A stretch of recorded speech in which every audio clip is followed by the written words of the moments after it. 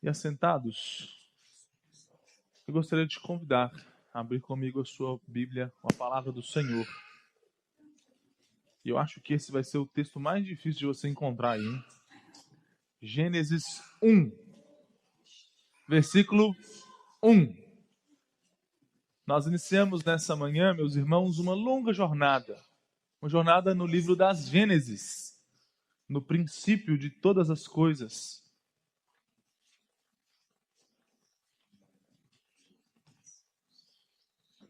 E nós vamos, como um bom mineiro, pelas beiradas, aos pouquinhos, devagar e sempre, sempre devagar.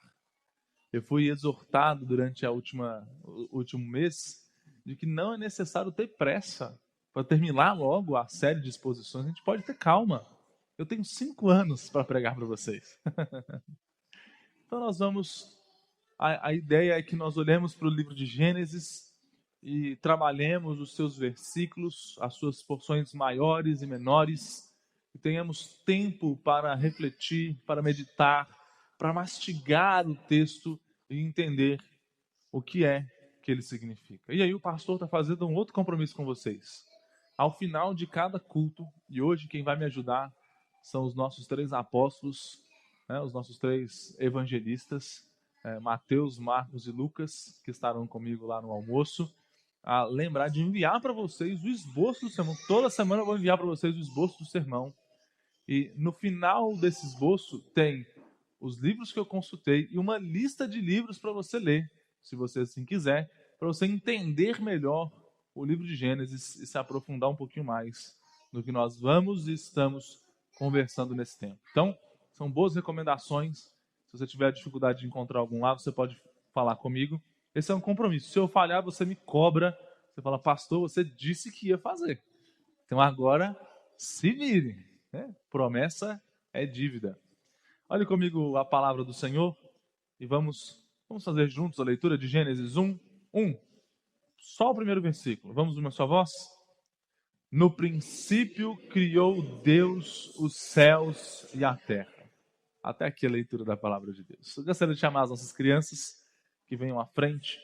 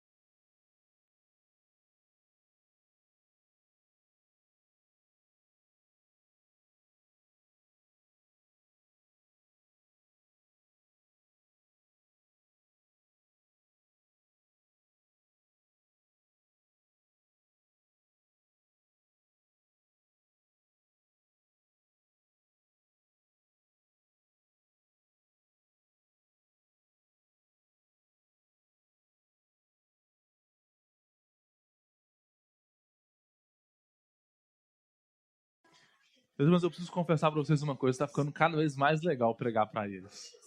Daqui a pouco eu vou pregar mais para eles do que para vocês. Vou ficar 20 minutos aqui com eles e 5 minutinhos com vocês. Tá? Muito legal.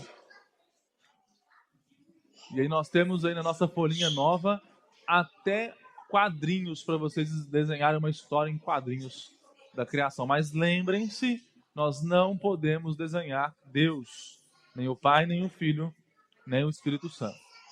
Meus irmãos, o texto dessa manhã, ele é um texto pequeno, mas como eu disse para os pequeninos, um texto cheio de significados e um texto profundo, profundo, profundo, profundo. Se você está vindo de quarta-feira, você sabe já, você já aprendeu isso, que às vezes um versículo das Escrituras e mastigar um versículo apenas é um exercício maravilhoso que leva tempo e cheio de significados. E é isso que esse texto apresenta para a gente. Mas antes de a gente entrar nesse texto, eu preciso fazer alguns disclaimers, algumas informações, alguns pensamentos que eu preciso que esteja na sua mente e no seu coração, enquanto nós olhamos para o livro de Gênesis. Durante todo o livro de Gênesis, essas verdades precisam estar aí na sua cabeça, precisam estar aí no seu coração. A primeira dessas verdades é que Moisés não está respondendo à teoria da evolução e ao darwinismo. Até porque Darwin só nasceu mais de 3.000 anos depois que Moisés escreveu essas coisas. Então Moisés não tem o interesse de provar que não foi uma evolução de milhões de anos. E também não tem o interesse de provar que Deus existe. A Bíblia, meus irmãos, ela não tem essa preocupação. Esse não é um texto científico e esse não é um texto que visa ou que espera responder à pergunta de como Deus existe. Ela simplesmente afirma que Deus existe e que Ele criou. Essas são duas coisas que precisam estar na sua mente quando você lê o livro de Gênesis, quando você lê esses 2 primeiros capítulos, porque nós tiramos conclusões erradas e muito apressadas quando a gente acha que esse texto está dialogando com uma teoria de criação muito nova e quando a gente acha que esse texto está tentando provar cientificamente alguma coisa para a gente quando ele não está. E a gente vai ver hoje o que ele está querendo fazer ou qual é o objetivo de Moisés nisso tudo. Mas antes da gente chegar lá, eu queria que você pensasse uma pergunta que é importantíssima, que eu e você tenhamos plena convicção e certeza de qual é a sua resposta. Pensa aí. Se você tiver uma anotação, um caderno de anotação, ou quiser anotar no telefone, em algum lugar, para você levar essa pergunta embora depois, a pergunta que eu faço para vocês é: qual é a realidade primordial? O que realmente é real? Deixa eu traduzir essa pergunta. O que ou quem é o fundamento último de tudo que existe? Aquilo que realmente é real por si só e do qual todo o universo, toda a vida e a própria verdade derivam. Você já parou para responder essa pergunta? Para pensar o que é que realmente existe? Qual é a realidade principal e real do real? O que existe sem precisar existir ou ser criado? O ser humano vai tentar responder essa pergunta de algumas formas. Mas guarda essa memória aí. Crianças alfabetizadas. As 2 perguntas são: quais são os atributos de Deus que nós aprendemos hoje e o que eles nos ensinam? Tem aí 2 campos para você escrever, de 2 perguntas, uma pautinha à direita da sua folha. Quais são os atributos de Deus que nós aprendemos hoje e o que eles nos ensinam? Você vai precisar prestar muita atenção aqui para você entender quais são e o que eles nos ensinam. Mas volta lá, para a realidade do que é real, para a realidade principal, para o fundamento último de tudo o que existe. Alguns vão responder olhando para a criação e vão chegar à conclusão de que existe Deus. Existe um arquiteto, alguém que criou essas coisas, mas ele é um Deus totalmente outro, totalmente diferente, que não tem como a gente se relacionar com ele. A gente pode chamar esse povo daqueles que são deístas. E eles acreditam que a gente conhece as coisas por meio da razão, observando, por meio da ciência. E ao mesmo tempo, a moralidade desse povo, a forma com a qual eles sabem o que é certo e o que é errado, está relacionado pela maneira que ele consegue entender e compreender por meio da razão a ordem natural das coisas que esse grande arquiteto fez. Então eles respondem: o que é realmente real? É Deus. Mas não tem como conhecer esse Deus. A gente não sabe se ele é o Deus dos cristãos, se ele é o Deus dos muçulmanos, se ele é uma junção de todas essas coisas. É alguém que fez, deu corda no relógio, abandonou a gente aqui e a gente consegue compreender as coisas por meio da razão e ordenar a nossa vida por meio das ordens e das leis naturais que esse grande arquiteto escreveu. Hoje, alguns homens também vão responder essa resposta dizendo que a realidade primordial é uma força ou consciência impessoal. É uma energia. Deus e o universo são a mesma coisa. Não tem uma distinção. É uma energia, algo que é único. Todas as coisas são uma extensão da manifestação dessa energia. E esse povo acredita que a gente pode entender a vida e chegar ao conhecimento por meio de intuição, de meditação, de experiências místicas. E como a ética desse povo é baseada? Os princípios éticos são derivados daquela ideia de karma. Você já ouviu isso, né? Ai, o karma. Você fez o mal, aí acontece. Ai, o karma, ele não tem problema. Ou da reencarnação. Então ele é bom porque quando ele reencarnar, ele quer vir melhor. Ele quer que o universo coloque de forma melhor na próxima vida, na próxima reencarnação. Ou alguns outros vão responder essa pergunta dizendo que a realidade primordial nada mais é do que algo que é construído socialmente. A gente não tem esse negócio de realidade primordial. As coisas foram criadas, é tudo um acaso, algo que aconteceu por uma conjunção de fatores e motivos inexplicáveis. E tudo que a gente entende como religião, como Deus, como divindades, é só algo que é necessário para que a sociedade viva em harmonia. A gente pode chamar esse povo dos pós-modernos. Eles acham que a verdade e o conhecimento são construções. Você já ouviu o termo contrato social? A gente tem que obedecer às leis porque a gente fez um contrato social. Porque é uma construção do que o mundo ocidental acha que é ético, bom e moral. E a gente precisa obedecer essas coisas para viver em harmonia, para que eu não fira a sua liberdade e você não fira a minha. A moralidade, então, ela é relativa. Ela é culturalmente determinada.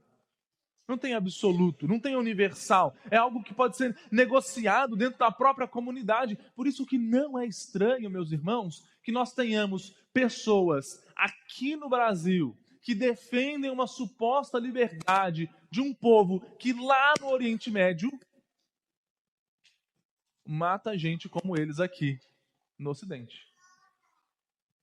Porque a moral é socialmente construída. Essa semana eu caí no erro de entrar de novo no X, no antigo Twitter. Eu encontrei um maluco dizendo que as mulheres no Irã têm mais liberdade do que as mulheres no Brasil. Na mesma semana que teve aquele episódio, não sei se você ficou sabendo, da mulher iraniana que saiu e parte do seu cabelo estava à mostra e ela foi presa pela polícia e foi espancada e está internada e entubada. E essa pessoa daqui consegue defender que isso que aconteceu lá, que se acontecesse aqui era um escândalo, é algo normal, porque é culturalmente construído lá. A gente não pode interferir na cultura deles.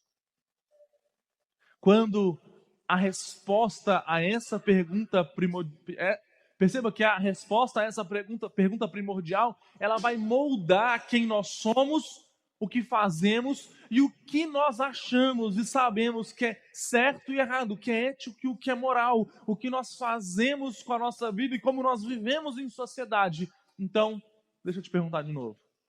O que é realmente real para você? Qual é a realidade primordial de todas as coisas? É o universo? É a matéria? É uma construção social? O que é verdadeiro no final das contas? Qual é o motivo ou o motor que gerou todas essas coisas? O que existe e sempre existiu e sempre existirá? Nós, meus irmãos, não somos os únicos que estamos diante de uma variedade, uma abundância de respostas a essa pergunta. O povo hebreu, há 3.470 anos aproximadamente, estava no meio dessa mesma bagunça. A gente acha que essa é uma bagunça nossa, né? Nossa, pastor, mas o tempo passou e a gente está aqui e que bagunça! O povo hebreu, há 3.000 e não sei quantos anos atrás, estavam no meio dessa pluralidade, variedade e abundância de respostas para essa mesma pergunta. E é por isso, e é nesse contexto, e é olhando para essa realidade que Moisés começa a escrever um livro chamado Gênesis. A gente às vezes tem um problema quando a gente olha para Gênesis, né? A gente começa a ler todo dia 1º de janeiro. Vamos colocar que você é uma pessoa que gosta de acordar cedo, às 8 horas da manhã. 1º de janeiro é feriado, vai, às 10. Você senta e você abre Gênesis 1, porque você vai começar o seu plano de leitura bíblico. E deixa eu te fazer uma pergunta, ou te falar uma coisa que você nunca pensou. Para quem Moisés está escrevendo essa carta, esse livro? A gente simplesmente começa a ler e começa a fazer uma história na nossa cabeça, como se Deus estivesse escrevendo isso. Então ele criou todas as coisas, escreveu um pedaço e foi contando a história. Mas esse livro foi escrito muito tempo depois do que essas coisas aconteceram. E o contexto em que esse livro foi escrito, o primeiro livro de Moisés chamado Gênesis, é o Êxodo. O povo de Deus tinha saído do Egito. O povo de Deus tinha passado 4 gerações, 430 anos no Egito, 30 anos o período em que José e seus irmãos habitaram lá sem serem escravos, e 400 anos de escravidão. Passou Levi, filho de Jacó, passou Coate, filho de Levi, passou Anrão, filho de Coate, e passou Moisés, filho de Anrão. Tá vendo por que é importante a genealogia? Porque a genealogia conta a história, conta o tempo. 400 anos em que o povo de Deus estava diante, em contato com outras formas de responder essa mesma pergunta. Sabe como o povo egípcio respondia a essa pergunta? Qual é a realidade primordial? A realidade primordial são os deuses. Eles adoravam o Deus Sol, o Deus do rio Nilo, o Deus da fertilidade, o Deus Faraó. Tenho certeza que você já ouviu sobre o Amon-Ra, que é uma divindade que se fundiu na história egípcia. E não achem que a realidade do povo hebreu há 4.000 anos atrás é diferente da nossa. Nós vivemos nesse contexto cheio de respostas a essa pergunta do que é essencial, do que realmente existe, e nós temos contato com essas pessoas, nós ouvimos as suas falas, nós pensamos naquilo que eles nos dizem, nós consumimos o seu conteúdo, e o povo hebreu também. Vocês acham que a criança hebreia não cresceu ouvindo do Deus de Israel, mas também do Deus do rio, do Deus do sol? Ou brincando com seus amiguinhos egípcios, eles não ouviam os mitos fundacionais do povo egípcio? Vocês acham mesmo que 400 anos de um povo escravo em um lugar não moldou em nada o jeito que eles viam o mundo, a forma que eles pensavam, a forma que eles desejavam, a forma com que eles amavam? Por mais que a tradição oral, que os pais ensinando aos filhos acerca daquilo que Adão começou ensinando, que chegou a Abraão, que chegou a Isaac, que chegou a Jacó, que chegou a Moisés, e se a gente pegar só nessa família, a Levi, a Coate, a Arão e a Moisés, estava lá, eles estavam em choque com muitas outras visões. E é por isso que esse texto é tão importante para nós quanto foi para aquele povo no passado. Porque Moisés inicia o seu livro apresentando ao povo hebreu quem era esse Deus que os havia tirado do Egito com mão forte e poderosa. Quem é esse Deus que os está guiando até a terra prometida? Deus está construindo para esse povo a identidade de quem eles são a partir de quem o próprio Deus é. E como Moisés, ou Deus, por meio de Moisés, começa essa construção, ele começa dizendo: no princípio, criou Deus os céus e a terra. Meus irmãos, essa primeira afirmação, no princípio, ela é uma afirmação absoluta. A gente muitas vezes olha e tenta colocar cronologia num texto que ainda não tem tempo. E a gente lê e a gente acha que esse versículo primeiro é o princípio do primeiro dia, mas não é. Ele é um resumo de todas as coisas. Ele é um sumário, ele é uma afirmação absoluta e final e fechada. Então Moisés está dizendo, no princípio, quando tudo começou, Deus criou os céus e a terra. Toda a construção desse versículo, ela está apontando para absolutos, perfeitos e fechados. O verbo criou, bará, no tempo perfeito, indica uma ação completa. A palavra no princípio é uma afirmação que aponta para o início do que conhecemos e da forma com a qual nós conhecemos. Ou seja, no princípio, criou Deus os céus e a terra. E a partir do versículo 2, o texto vai nos contar como foi essa criação dos céus e da terra no princípio. Mas percebe que todo esse texto, ele tem um único objetivo, que é percebido a nós por meio do nome ao qual Moisés atribui a Deus nesse primeiro versículo, na quarta palavra da Escritura Sagrada. Elohim é dos termos mais utilizados na Escritura, mais de 2.000 vezes no Antigo Testamento. A palavra Elohim aparece. E Elohim, que é um substantivo, que é um nome, do mesmo jeito que o meu nome, Paulo, é um substantivo também, é um substantivo que está no plural. E aí a gente pode entender duas coisas. A primeira é que mesmo antes de Deus se revelar de forma triuna, está aqui o Deus que é um e três. Pai, Filho e Espírito Santo. O Deus que nós servimos, que nós adoramos, mas também nós podemos entender que esse substantivo plural, Elohim, que está traduzido como Deus, tem uma função específica nesse versículo, que é um plural honorífico. É um título de honra, de majestade, de grandeza e de poder. Meus irmãos, percebam a potência, a importância, a grandeza do que Moisés está nos dizendo. Antes que existisse qualquer coisa, antes que qualquer átomo, célula ou micropartícula fosse real, Deus era.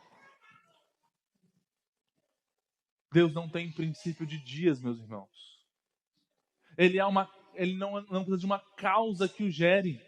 Ele é incriável, incriado. Ele simplesmente é. Como foi que ele se revelou para Moisés na sarça ardente? Que inclusive dá para a gente toda a beleza da logomarca da nossa igreja, que é a sarça ardendo.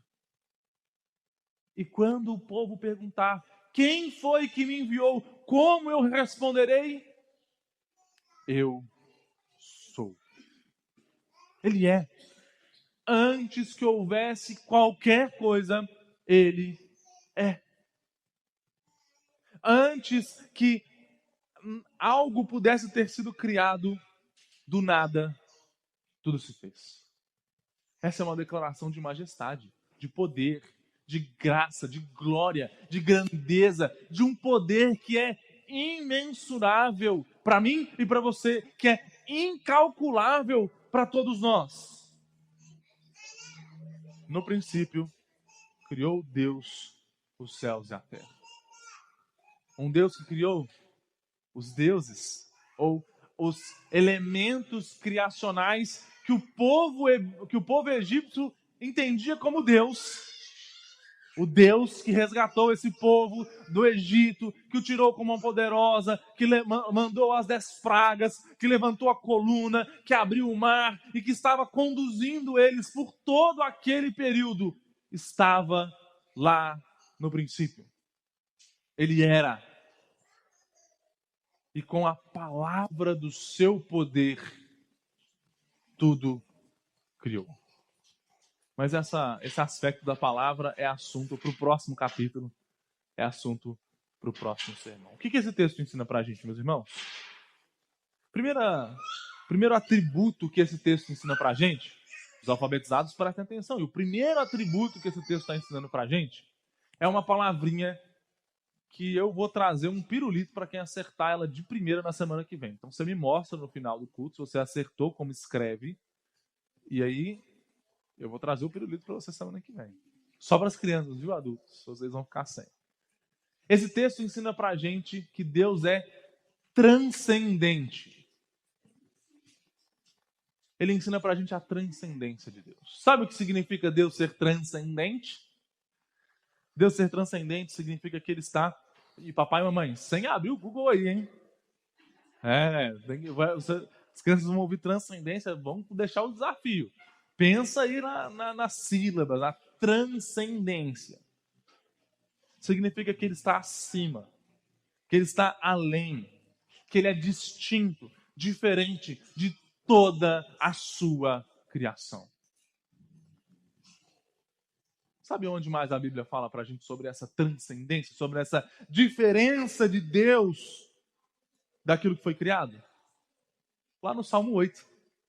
Salmo 8 que a gente leu na liturgia, que a gente orou assim, quando diz: quando contemplo os teus céus, obra dos teus dedos, e a lua e as estrelas que estabelecestes, que é o homem para que deles te lembre, e o filho do homem para que o visites.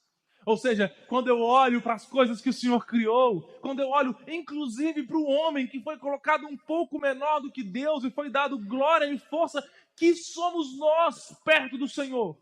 É isso que o salmista está falando para a gente. Deus é diferente, distinto, é outro, não é como eu e você, por mais que sejamos que tenhamos sido criados à imagem e semelhança de Deus.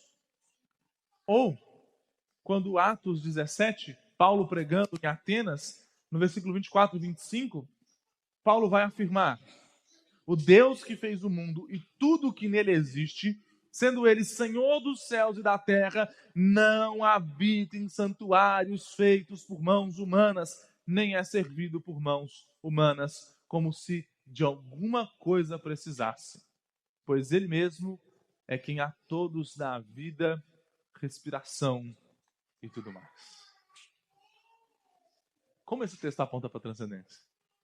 Não tem como a gente criar uma casa e diminuir para colocar um Deus que criou tudo, que é imenso, que não habita, e aquele que é o doador da vida para todos, para tudo e para todos. Mas também lá em Hebreus 1, 10 a 12, diz assim: no princípio, Senhor, lançaste os fundamentos da terra, e os céus são obras das tuas mãos. Eles perecerão. Os céus perecerão. Tu, porém, permaneces. Sim, todos eles envelhecerão, como a roupa do corpo. Também, como um manto, o Senhor os enrolará, e como vestes serão igualmente mudados. Tu, porém, és o mesmo, e os teus anos jamais terão fim. Nós não podemos, meus irmãos, acreditar e julgar ou avaliar Deus por meio dos nossos próprios critérios, porque Ele é totalmente outro. O exercício que eu fiz com as crianças aqui, tente fazer você também. Tente, pelo poder da sua palavra, pela força da sua mente, criar alguma coisa sem nada nas suas mãos. Nós não conseguimos. É impossível. Não tem como. Da mesma forma que de um universo ou de uma matéria desordenada não tem explosão que gera vida, não tem como criar nada do nada. A gente precisa pelo menos de uma matéria-prima. Eu conheço irmãos aqui que com um pouquinho de Durepox fazem milagres. Gente que com pouca coisa cria muita coisa, mas sem nada não dá para fazer algo. Mas Deus fez. Esse é o Deus que nós servimos. Mas além de nos ensinar a transcendência de Deus, o segundo atributo, prestem atenção, esse parece ser mais fácil, mas não é tão fácil. E aí, se eu prometi um pirulito no primeiro, eu vou prometer um bombom no segundo. E as mães vão ficando doidas aí, porque as crianças vão sair cheias de chocolate aqui na semana que vem.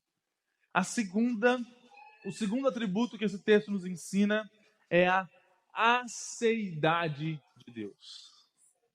Aceidade.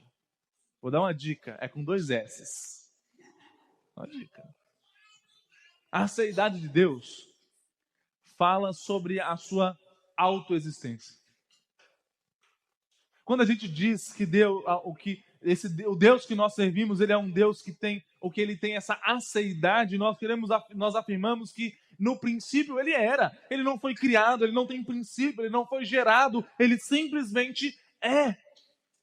Olha o que o Salmo 90 nos diz, Salmo 90, 1 e 2. Senhor, Tu tens sido o nosso refúgio de geração em geração. Antes que os montes nascessem e se formassem, a terra e o mundo, de eternidade em eternidade, Tu és Deus. Ou que Isaías 40, 13 e 14 diz pra gente. Quem guiou o Espírito do Senhor? Ou quem, como seu conselheiro, o ensinou? Com quem tomou ele conselho para que desse compreensão a ele? Quem o instruiu na vereda do juízo, lhe ensinou a sabedoria, lhe mostrou o caminho do entendimento? Ou seja, quem estava lá quando ele criou todas as coisas para lhe aconselhar como criar da melhor maneira? Não tem. Porque não tem quem estava lá antes que ele já estivesse por si mesmo. Nosso Deus é autoexistente. E se ele é totalmente outro, transcendente, se ele é autoexistente, o terceiro atributo, esse é facinho, crianças, mas tem uma pegadinha. Ele é suficiente. Tem um acento aí no suficiente. Quero ver se vocês vão lembrar. Suficiência de Deus, meus irmãos. Pega todos esses textos. No princípio criou Deus os céus e a terra. Quem vai construir casa para Deus? Quem foi o seu conselheiro? Pega tudo isso e tudo isso se traduz à ideia de que Deus não tem necessidades. Sabe por que ele criou o mundo? Porque ele quis. É um simples fruto da sua bondade. Sabe do que ele precisa? Nada. Ele não precisa que eu e você estejamos aqui cantando louvores ao seu nome. Ele não é um Deus carente, que carece que nós estejamos entregues ao seu nome e que o obedeçamos. Ele é suficiente em si mesmo. Ele não criou porque ele precisava de adoradores. Ele não criou porque ele queria alguma coisa e porque esse querer era um desejo da alma como eu e você temos. Eu estava de noite revisando esse sermão e eu queria um doce. E se eu fosse Deus, eu criava um doce para eu comer um doce. Mas Deus não. Ele não precisava de mim, de você. Ele não precisava da terra, do mar. Ele não precisava dos anjos. O texto foca na criação da terra, mas no princípio criou Deus os céus e a terra. Diz que no princípio ele criou tudo o que existe, até aquelas coisas que são invisíveis aos nossos olhos. mas não criou nem sequer uma delas por necessidade de nada ou porque tinha carência de algo ou de alguma coisa. Deixa eu te contar uma coisa. Se ninguém adorasse a Deus, ele em si mesmo seria suficiente e teria glória, honra e poder para todos sempre. Esse texto ensina para a gente esses três atributos: a transcendência, a aceidade e a suficiência. Mas como essas coisas se relacionam com a minha e com a sua vida? Meus irmãos, primeiro aspecto é que essas verdades sobre quem Deus é, elas nos chamam à adoração e ao louvor. Mas uma adoração e um louvor com alegria, porque pensa só, esse Deus que é transcendente, totalmente diferente do que nós imaginamos, esse Deus que tem aceidade, que é autoexistente, que não precisa que eu e você possamos dar o start, nós não precisamos abrir a Bíblia para ele começar a falar, ele está falando. Nós não precisamos fazer nada para que ele possa fazer alguma coisa, e que é suficiente. São três atributos majestosos de Deus, grandiosos de Deus, e que apontam para uma outra realidade que nós não conhecemos. Esse Deus quis, por Ele mesmo e para a sua própria glória, se revelar, ou criar e se relacionar com a sua criação. Meus irmãos, nós não somos nada. Para dizer como um bom mineiro, né? Nós somos a mosca do cocô do cavalo do bandido. E olhe lá, perto desse Deus. Mas mesmo assim, Ele criou tudo. Ele te criou, Ele me criou. Mas se não bastasse nos trazer a existência, trazendo-nos a existência, Ele ainda se relaciona conosco. Ele fala comigo e com você. Ele escuta os nossos clamores. Mas além de escutar, Ele sabe o que é padecer. Porque o Verbo que estava no princípio com Deus e que se fez carne, como diz Stênio Marcius na sua canção, ele abriu mão da sua glória.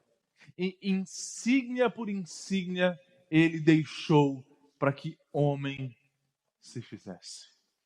Se esvaziou, semelhante a servo se tornou. Viveu a minha e a sua vida. Sofreu como eu e você sofremos. Perceba que esse Deus grande, maravilhoso, suficiente, transcendente, assíduo, Ele não só criou e se revela, como Ele entrou no mundo para te salvar e me salvar. Se isso não te fizer adorar a Deus, eu não sei mais o que fará. Não vai ser carro, não vai ser casa, não vai ser posição no emprego, não vai ser família perfeita, não vai ser nada que te fará adorar. Como você deve adorar? Nós podemos adorar com alegria, porque esse Deus que é grande, que é majestoso, que é perfeito, que é completamente abundante e suficiente, escolheu se relacionar conosco e o faz por meio de Cristo Jesus, o nosso Senhor. Então nós somos chamados para adorar.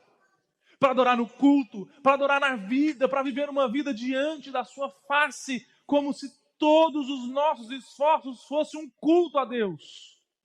Cheio de alegria, cheio de temor, cheio de graça. Esse texto nos chama a adoração alegre, mas também nos chama a confiança. Mesmo nas circunstâncias mais sombrias e desencorajadoras, nós podemos confiar nele em todo o tempo. Ele é suficiente, ele é autoexistente, ele é completamente diferente. Ele não é homem para que minta, não é filho do homem para que se arrependa.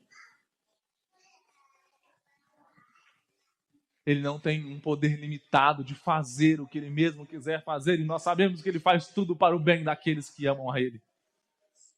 Nós podemos repousar e descansar em confiança de que as nossas vidas,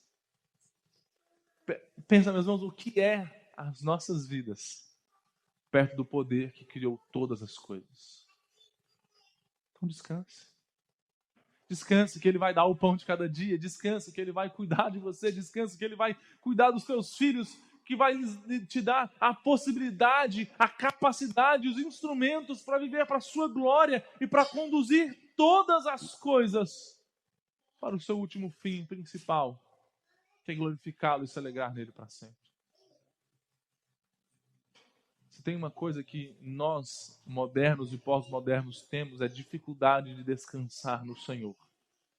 A dificuldade de descansar no Senhor é a ausência de confiança.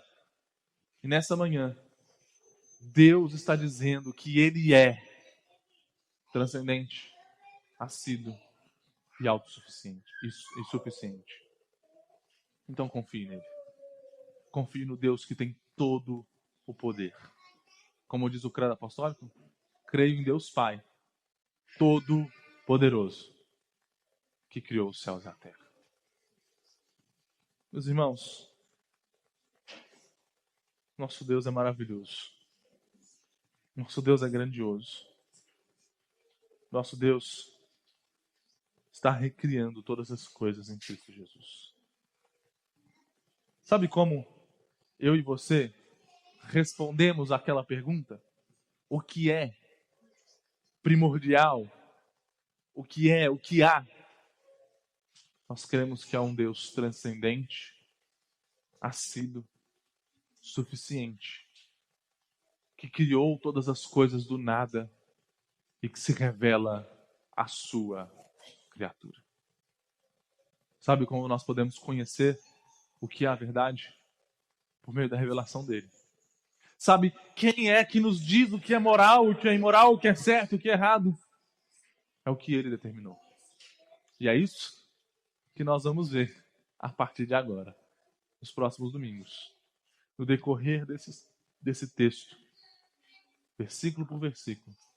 Isso não quer dizer que eu só vou pregar um versículo todo domingo, não, tá bom, gente?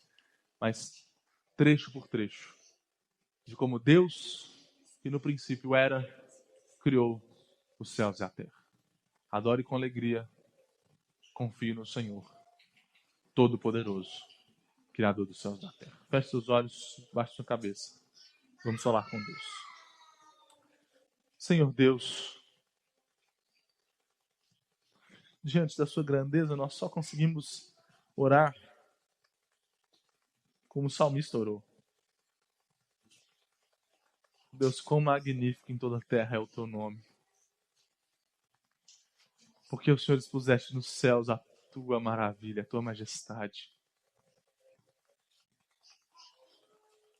Deus, quando estamos diante da tua criação, seja do homem ou seja do mundo criado, a pergunta que fica é: quem somos nós? Perto de um Deus tão grande, perto de um Deus tão poderoso, perto de um Deus tão maravilhoso. A resposta é que somos de fato nada, mas ao mesmo tempo tudo, porque o Senhor nos amou. Porque o Senhor fala conosco. Porque o Senhor quer nos ouvir. E o Senhor entende quando dizemos, quando clamamos. Pai, pedimos ao Senhor que por meio da magnificência do Senhor, da maravilha que é ser teu servo, ser parte do povo, do Deus da aliança, que criou todas as coisas e que nos tirou da escravidão do nosso pecado. Deus, se faça grande diante dos nossos olhos. Não deixe, Deus, com que a nossa mente, com que os nossos olhos, com que os nossos pecados, com que o diabo apequene o Senhor diante do nosso coração, diante dos nossos olhos, mas que nós possamos explodir na compreensão de quem Tu és. Que o Senhor seja grande diante de nós e que nós possamos pensar durante a segunda, a terça, a quarta e os dias que se seguem, que no princípio o Senhor criou, de que o Senhor é, de que o Senhor é transcendente, de que o Senhor é autoexistente, de que o Senhor é suficiente, e cresça, Deus, diante dos nossos olhos, para que diante da Tua majestade, as nossas bocas abertas sejam corações feridos, que Te amam, que adoram com alegria, que vivem diante do Senhor, que dependem do Senhor, que confiam no Senhor. Deus, quando os nossos problemas crescerem diante de nós, quando as circunstâncias forem sombrias e desencorajadoras, e como gigantes se colocarem na nossa frente, Deus, faça sombra a esses problemas com a Tua majestade e com a Tua grandeza. Lembre ao nosso coração que o Senhor é maior e que os Seus caminhos são inescrutáveis, que a Sua grandeza é insondável e que diante de Ti as circunstâncias não passam de nada perto da Tua grandeza. E que isso nos faça confiar na Sua providência, na Sua bondade e na Sua majestade. Deus, pedimos de forma específica, Deus, que o Senhor cresça diante dos olhos daquele povo que mais uma vez está sofrendo no sul. Mais enchentes, Deus. Mais água subindo, inundando as cidades. Que diante dessas circunstâncias desencorajadoras e sombrias, o Senhor se faça presente com a Sua majestade. Que homens e mulheres possam se render ao Senhor, que criou os mares e as águas e que põe limite a eles.